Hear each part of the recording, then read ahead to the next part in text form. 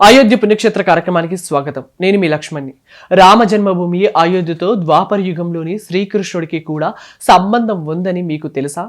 ఇందుకు సంబంధించిన ఓ పురాణ కథ ప్రచారంలో ఉంది. శ్రీకృష్ణుడు శ్రీరాముని జన్మభూమి అయోధ్యకు వచ్చాడని పేర్కొన్నారు. ఆ సమయంలో అయోధ్యలో చాలా శిథిలావస్థలో ఉన్న భవనాన్ని చూశాడు. ఆ తర్వాత శ్రీకృష్ణుడు ఈ భవనాన్ని పునరుద్ధరించాడని చెప్తారు.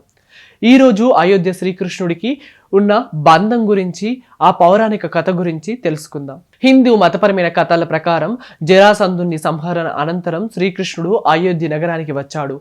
అక్కడ శిథిలావస్థలో గుట్ట రూపంలో ఉన్న కనక్ భవన్ని కృష్ణుడు చూశాడు. మట్టి దిబ్బలను చూసి చాలా సంతోషించి ఈ శ్రీకృష్ణుడు కోటను మరమ్మత్తు చేశాడు. సీతారాముల విగ్రహాలను కూడా కనక్ భవన్ లో ఉంచారు. నేటికి ఇక్కడ కనిపించే కనక్ భవన్ లో భద్రపరిచిన మహారాజా విక్రమాదిత్య శాసనాలే ఇందుకు నిదర్శనం.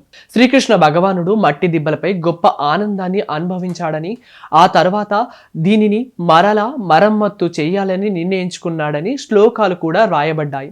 మట్టి దిబ్బను మరమ్మత్తు చేయించడంతో పాటు శ్రీకృష్ణుడు ఆ గుట్టలో రాముడు సీతాదేవి విగ్రహాలను కూడా ప్రతిష్ఠించాడు. శ్రీకృష్ణుడు అనంతరం కొన్ని యుగాల తర్వాత గద్వరా సేన కుమారుడు విక్రమాదిత్య మహారాజు కనక భవన్ని పునరుద్ధరించాడు. మహారాజా విక్రమాదిత్య కాలంలో కనక్ భవన్కి ఒక గొప్ప వైభవం ఉండేది.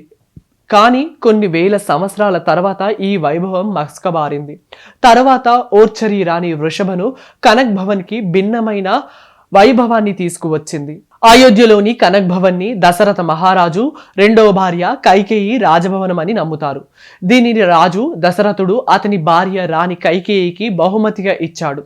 ఈ భవనాన్ని కైకేయి తన కోడలు సీతాదేవికి ఇచ్చినట్లు తెలుస్తుంది.